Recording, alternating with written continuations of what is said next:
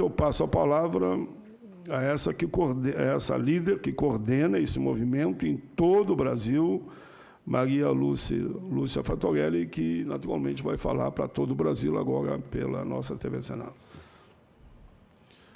Bom dia a todos e todas. Bom dia, senador Paulo Paim. Muito grata por sua iniciativa de realizar essas audiências públicas que têm sido fundamentais para ouvir vários setores da sociedade diante desse enorme ataque que representa essa reforma da Previdência. Eu queria começar, senador, cumprimentando também o senador aqui presente e os demais que estão aqui e nos acompanhando também pela internet e meus companheiros de mesa. Eu queria começar abordando a gênese dessa reforma. Essa reforma vem por meio de recomendações dos organismos internacionais, do FMI, do Banco Mundial e do BIS. O BIS, que quase ninguém fala dele, senador. Ele se auto-intitula Banco Central dos Bancos Centrais. E ele que manda, ele que determina. Por isso que, às vezes, a gente vê como justificativa em alguns documentos do governo de que esse tipo de reforma está sendo feita em vários países do mundo, porque vários países do mundo se submetem ao BIS. Né? Então, essa reflexão é importante, especialmente nesse dia 13 de maio, porque ainda somos escravos, senador. Somos escravos do sistema financeiro mundial, encabeçado pelo BIS, pelo Banco Mundial, pelo FMI e os outros bancos. Então, o que é que está por trás dessa reforma? É mais um privilégio para os bancos. Tá? Qual o verdadeiro objetivo da PEC 6 de 2019?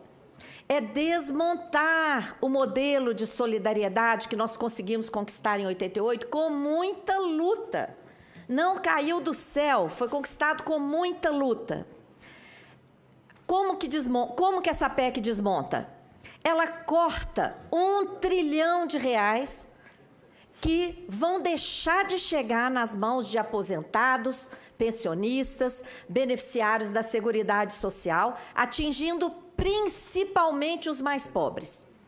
Ela representa imenso dano às finanças públicas, na medida em que esse trilhão, que deixará de chegar nas mãos das pessoas, deixará de chegar também na economia, porque essas pessoas que recebem aposentadorias, pensões, etc., elas não são especuladoras. Elas usam esse recurso da pensão, da aposentadoria, etc., para ir à feira. O feirante contrata um ajudante, o ajudante leva o dinheiro para a mãe dele. Esse dinheiro gira a economia e, em grande parte, retorna ao governo por meio do pagamento de tributos. Então, é uma PEC que prejudica as pessoas, prejudica principalmente os mais pobres e prejudica as finanças públicas. Por que está sendo arrancado esse R$1 trilhão das mãos das pessoas? Para pagar parte da capitalização.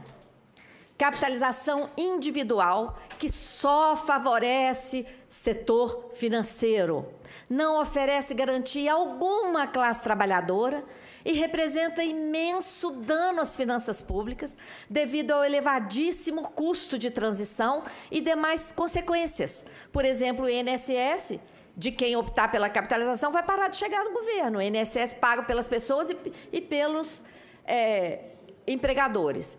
Dados oficiais comprovam que esse é o objetivo da PEC: desmontar o modelo de seguridade social e abrir espaço para a capitalização. A prova está no próprio texto da exposição de motivos apresentado pelo ministro Paulo Guedes e presidente Bolsonaro aqui ao Congresso.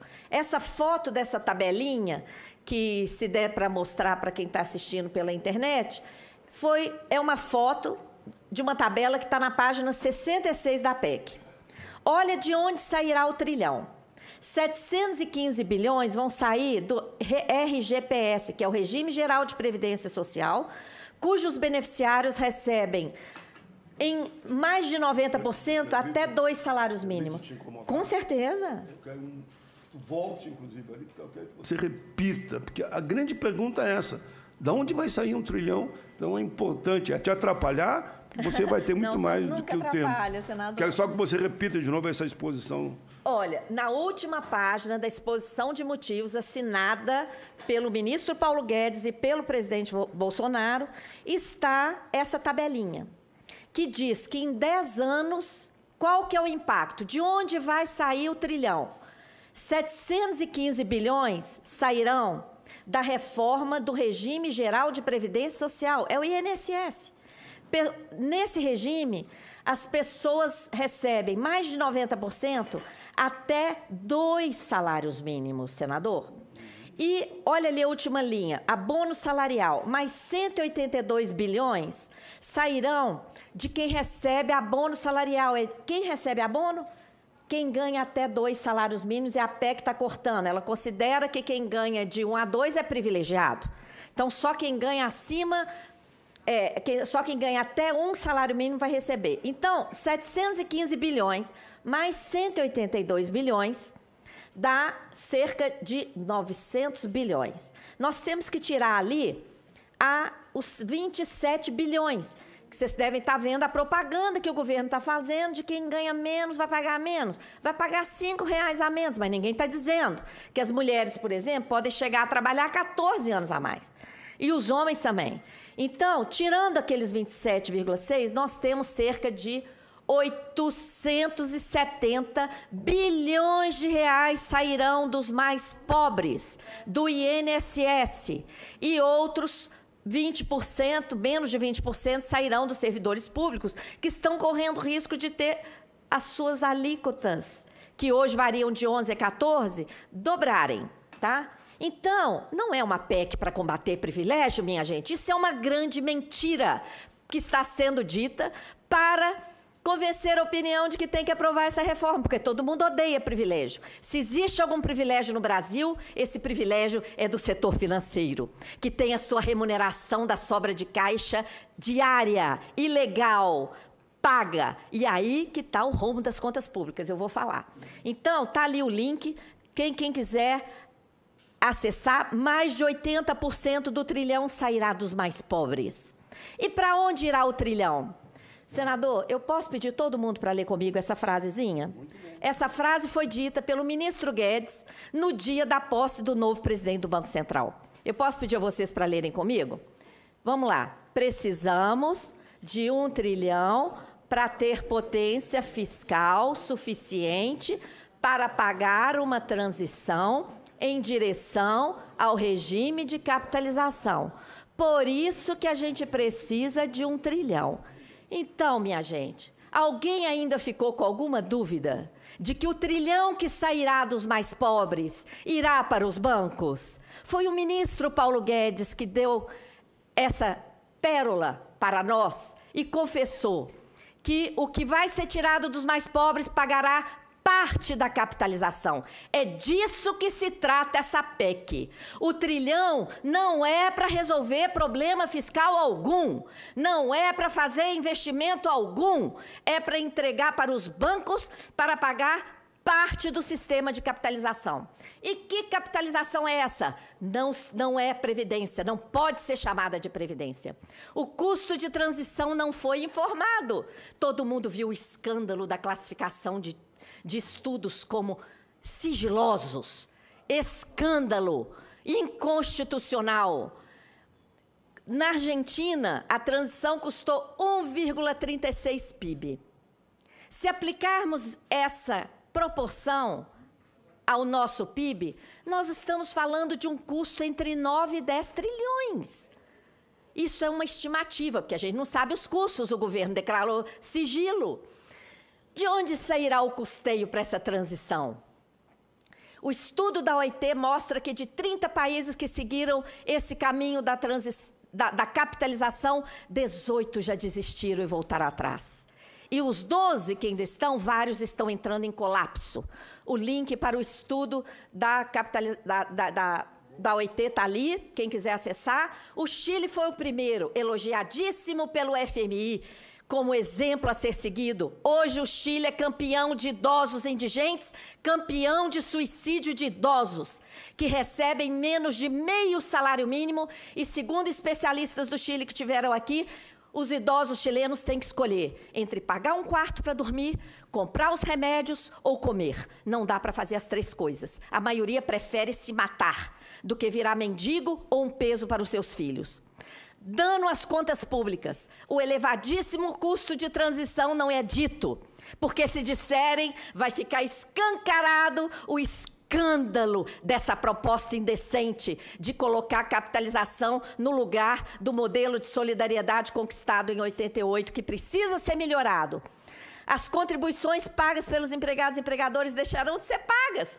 Ao contrário de resolver algum problema fiscal, essa PEC vai agravar brutalmente as dificuldades fiscais do Brasil.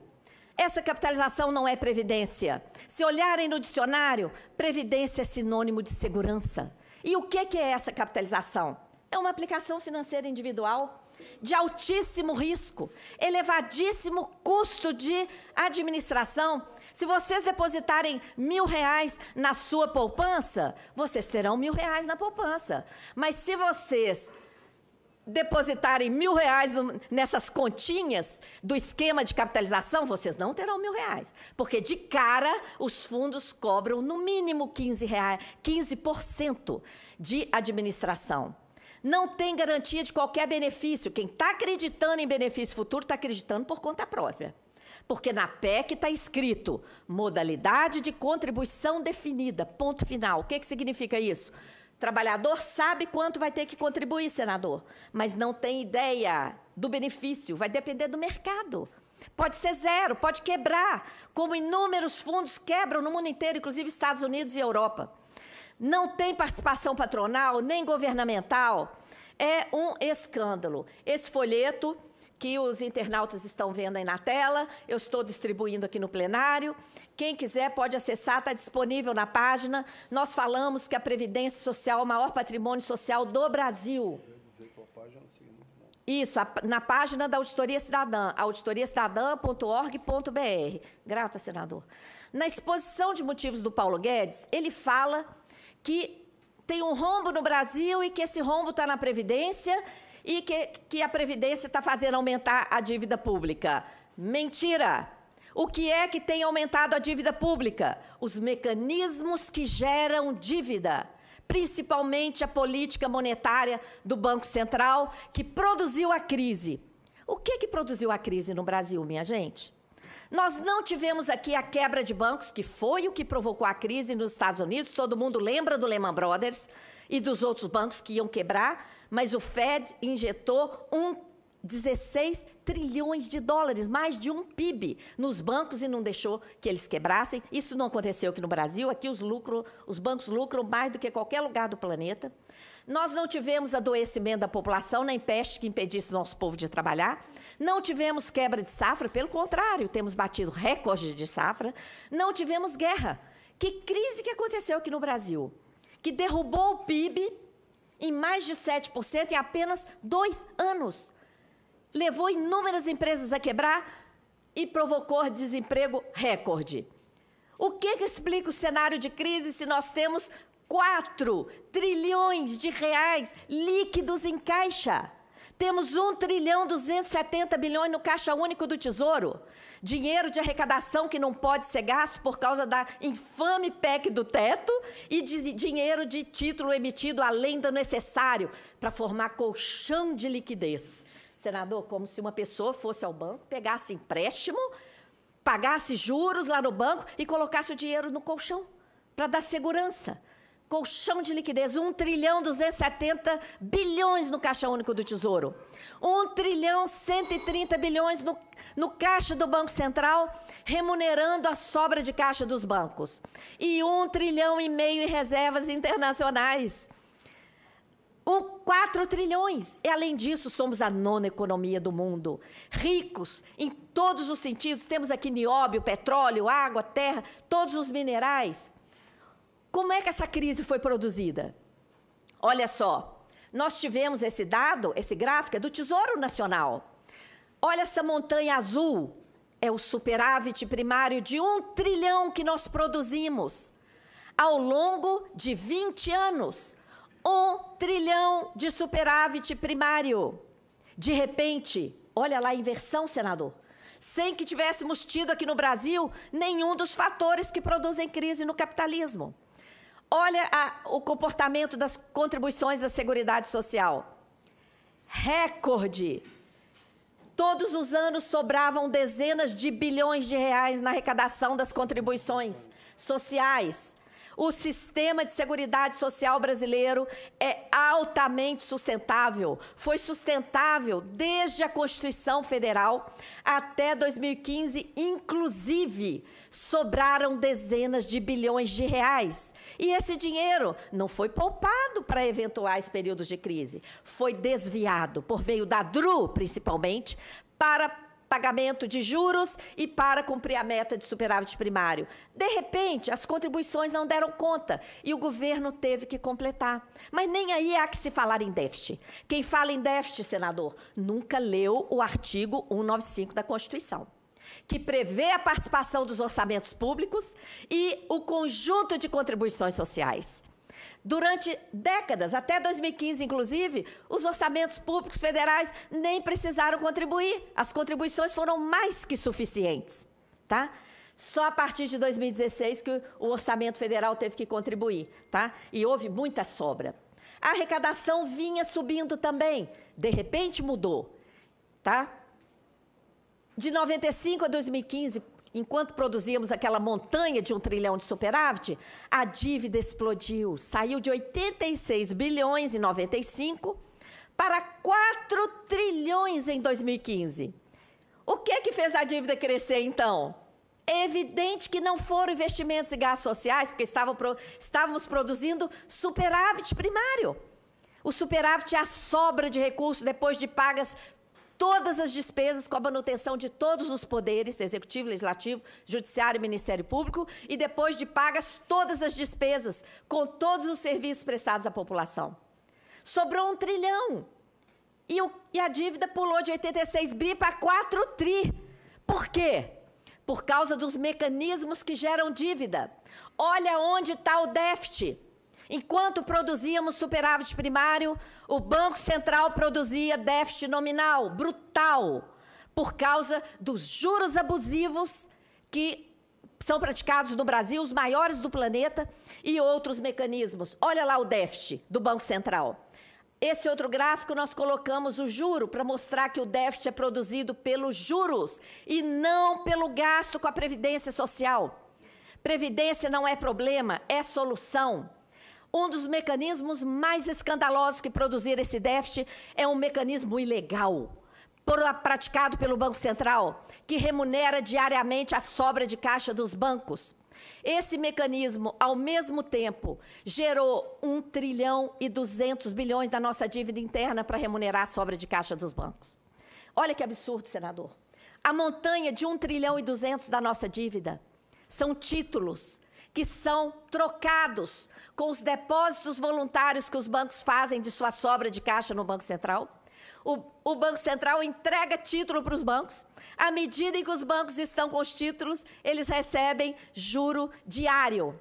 Esse mecanismo gerou um rombo de 754 bilhões de reais nos últimos 10 anos. Esses valores foram tirados do balanço do Banco Central e não está nem atualizado. Se atualizar, está aí o trilhão que o Guedes quer, senador. Então, senadores, um recado aqui para o ministro Guedes. Não precisa destruir a Seguridade Social. Ele quer 1 trilhão? Pare de remunerar a sobra de caixa dos bancos, tá? Que ele tem 1 trilhão. Mas essa operação, além de gerar dívida, além de gerar rombo, arrebentou com a economia e produziu a crise. Por quê? Produz escassez de moeda. 1 trilhão e 200 é quase 20% do PIB que está esterilizado no Banco Central. Esse dinheiro tinha que estar no caixa dos bancos, remunerando, emprestando para as indústrias que quebraram. Isso aí gera escassez de moeda. O raciocínio, ao contrário, fica mais fácil. Senador, o que o senhor acha que aconteceria? Senadores, o que os senhores acham que aconteceria? Isso. Se o Banco Central parasse de fazer essa gracinha para os bancos e remunerar sua sobra de caixa.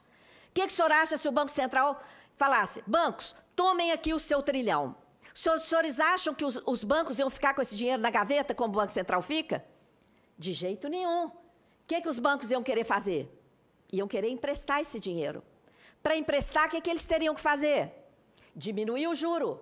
Então, juro de mercado é essa indecência aqui no Brasil, porque o Banco Central garante a remuneração de toda a sobra de caixa, diariamente, de forma cumulativa. E foi isso que provocou a quebradeira de empresa. A desculpa de que esse mecanismo é para controlar a inflação foi desmascarado em 2017. Em 2017, nós tivemos deflação. O IGP foi negativo.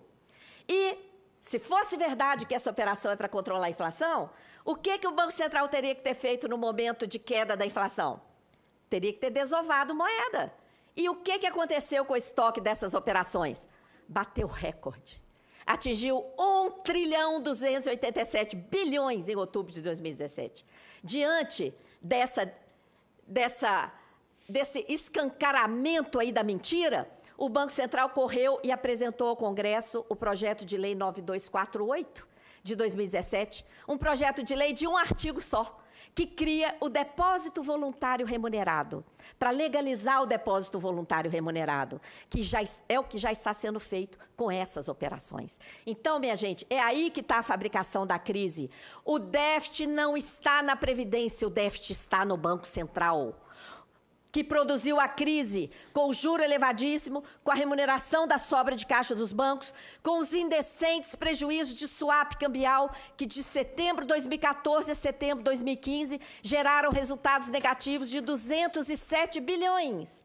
207 bilhões teria dado para dobrar todo o orçamento anual da educação e da saúde naquele ano. Mas foram para o ralo do swap cambial. O que aconteceu nesse ano? A dívida cresceu 732 bilhões de reais em apenas 11 meses e o investimento federal foi menos de 10. Todo o crescimento da dívida foi para pagar o rombo do Banco Central.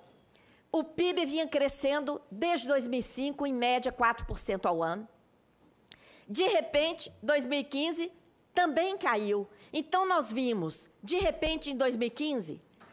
produzíamos superávit, paramos de produzir, passamos a produzir déficit. A arrecadação virou, o superávit da Seguridade virou e o PIB virou, sem que tivéssemos tido aqui no Brasil nenhum dos fatores que produzem crise que foi provocada pelo Banco Central. Enquanto a economia brasileira arrebentou, as empresas quebraram, provocaram enorme desemprego, o que aconteceu em 2015? O lucro dos bancos foi recorde. Foi 96 bilhões. E eles ainda fizeram uma provisão de 187 bilhões. O quê? Sai do lucro. Então, o lucro dos bancos teria sido 300 bilhões. No ano que o PIB caiu e que toda a economia definhou. Banco não produz riqueza. É evidente que existe um mecanismo que transfere recurso para o setor financeiro. E esse mecanismo é o sistema da dívida, principalmente por meio da política monetária do Banco Central. Então, senador, concluindo, fazendo uma análise sistêmica do que eu falei até agora, a política monetária do Banco Central produziu a crise, e aí a crise tem justificado as medidas restritivas que só favorecem aos bancos, como a PEC do teto, que deixou o gasto com a dívida de fora, a reforma trabalhista, que infelizmente já foi aprovada com a desculpa da crise, agora a reforma da Previdência e as privatizações. Todo mundo já ouviu o ministro Guedes falar na televisão que a crise está insustentável, tem que privatizar tudo para pagar o prejuízo. E querem autonomia do Banco Central, para que o Banco Central fique imune para praticar essa política monetária suicida, tá? Querem mais. Olha, já se apoderam de metade do orçamento federal todo ano, já se apoderam do patrimônio nas privatizações, querem se apoderar do nosso principal patrimônio social por meio da reforma da Previdência e não estão satisfeitos. Querem se apoderar diretamente do fluxo de arrecadação tributária através do esquema da securitização de créditos públicos, tá? Que infelizmente foi aprovado aqui nesse Senado e agora está lá na Câmara, tomara que seja barrado. Quando olhamos em perspectiva, os principais gastos federais, olha lá embaixo o gasto com pessoal, ali o gasto com previdência, o gasto que está indisciplinado precisando de reforma é o gasto com a chamada dívida pública. Os dados que o governo tem apresentado de juros estão mascarados. Maior parte do juro está sendo contabilizada como se fosse amortização. Amanhã tem audiência pública sobre isso na Câmara, tá? Se você puder concluir, não, só para dizer que não, acho que é isso mesmo, nós estamos aqui para debater. Eu dei 20 minutos, vou lhe dar mais 5, mas darei 25 minutos para cada um dos convidados. Tá. E sem prejuízo do debate depois ainda. Tá bem. Eu vou te dar mais 5, eu sei que esse estudo é longo. É porque senão não dá para apresentar a ideia, consegue, né? vai lá. Então, no orçamento, nós da Auditoria Cidadã somamos os juros com amortizações porque provamos, desde a CPI da dívida, a mega pedalada que acontece no Brasil, que é a contabilização de grande parte dos juros, como se fosse amortização. Mega pedalada de centenas de bilhões de reais que acontece desde o Plano Real, tá? Tá ali o link com a explicação. No orçamento desse ano, a maior parte está reservada para a dívida, 44%. Os servidores que estão aí sendo linchados recebem menos de 1/4 do que se gasta com a dívida. Eu já falei do novo esquema que desvia o fluxo da arrecadação tributária, a chamada securitização de crédito público. Tem vários documentos na página da Auditoria Cidadã. É um esquema semelhante ao que atuou na Europa e quebrou a Grécia. Os valores pagos pelos contribuintes caem na rede bancária, não irão mais direto para os cofres públicos. Irão barrar numa trava bancária que está sendo criada por esse esquema. Isso tem a ver com a reforma da Previdência, que já está reservando recurso para esses tipos de desvios, que, por infâmia, cria empresa estatal. Está sendo criada estatal em cada estado, em cada município, a exemplo da PBH Ativos S.A. em Belo Horizonte, CPSEC S.A. em São Paulo, MGI Investimentos em Minas Gerais. É um esquema, tá? Então, a dívida tem sido gerada, gente, pelos mecanismos que geram dívida, pelos mecanismos de política monetária, transformação de dívida privada em pública, elevadíssima taxa de juros, juros sobre juros, contabilização de juros como amortização, swap, remuneração da sobra de caixa dos bancos, emissão excessiva de título para formar colchão de liquidez, prejuízo do Banco Central, securitização de crédito público. Olha só os esquemas. Nada disso corresponde à dívida para investimento, tá? Por isso, a gente criou o termo sistema da dívida. O sistema da dívida é um termo que eu criei para caracterizar a utilização do endividamento público às avessas. Em vez do endividamento público significar aporte de recursos ao orçamento, para que os poderes públicos possam fazer investimentos de longo prazo, o sistema da dívida funciona às avessas. É um ralo contínuo de recursos. Dívidas sem contrapartida alguma. O estoque cresce, mas o dinheiro vaza para o sistema financeiro. E o maior beneficiário é justamente o sistema financeiro. Nós precisamos reduzir a desigualdade social no Brasil. E essa PEC 6 vai agravar. Somos a 9ª economia mundial, mas temos a pior distribuição de renda do planeta. Somos o 79º país no ranking dos direitos humanos, segundo o IDH medido pela ONU, senadores. Isso é uma vergonha. O Brasil está empatado com a Ilha Granada. Com todo respeito à Ilha Granada, como é possível? Um país que tem nióbio, que tem petróleo, terceira maior reserva do mundo, todos os minerais estratégicos, a maior área agricultável, a maior reserva de água potável, clima favorável, todas as matrizes energéticas do planeta, sermos o 79º no ranking dos direitos humanos. Tudo isso que eu falei está nesse quadro e ainda temos aqueles 4 trilhões em caixa. 1.270 no Caixa Único do Tesouro, 1.130 esterilizados no Banco Central remunerando a sobra de caixa dos bancos e 1,5 trilhão em reservas internacionais.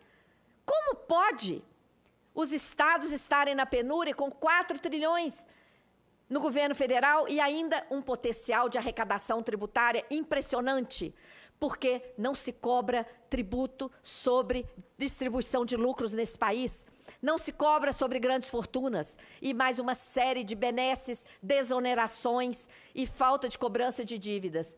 A crise é um cenário, porém, um cenário que atinge em toda a economia real, empresas, pessoas com desemprego, com cortes de direitos, crise social, política ambiental e os bancos batendo recorde sobre recorde de lucro em plena crise. Olha aí a crise para quem?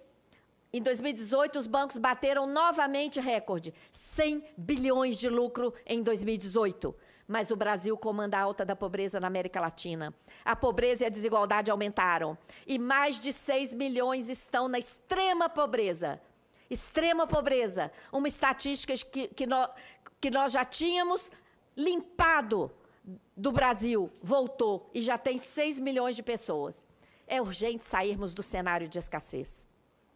Esse cenário não é acaso, nem mero resultado de corrupção de dirigentes políticos, mas é o resultado do modelo econômico planejado para isso.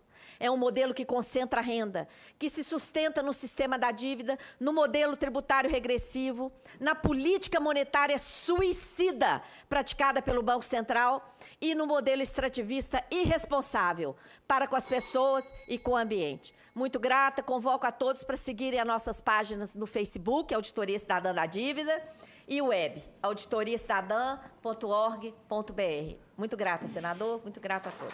Muito bem, Maria Lúcia Fatorelli, coordenadora geral da Auditoria da Dívida, da Auditoria Cidadã da Dívida